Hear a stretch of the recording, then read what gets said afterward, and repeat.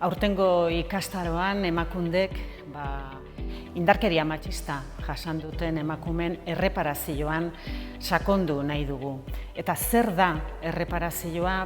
Nolabait funtsean erreparazioan aritzen garenean ari gara emakumeen bizi baldintzak hobetzean, baita ere berbiktimizazioa saihestea, baita ere euren egia nolabait zabaltzea, eta nolabait baita ere indarkeria matxista gainditzeko euren autonomia eta ahalduntzea eskuratzea. Eta oso importantea baita ere beraiek gizartea euren alboan dagoela sentiaraztea.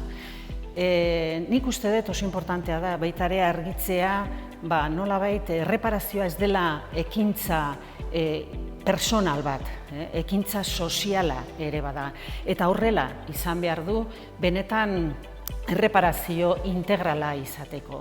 Emakumek nolabait ikusi behar dute bizi izan dutena ez daukala dimensio individuala, eta baita ere sentitu behar dute komunitatea haren babesa eta laguntza badaukatela, benetan ulertzeko bizi izan dutena arazo estrukturala badela, eta ez dela soilik arazo personal bat.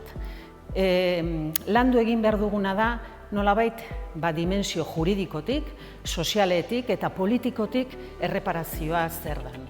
Eta nolabait aktibatzea komunitatea, komunitatea egoteko emakumeen alboan. Eta horretaz guztietaz landuko dugu ikastaro honetan, eta benetan animatzen ditugu pertsona orok eta gure ikastaroan parte hartzera.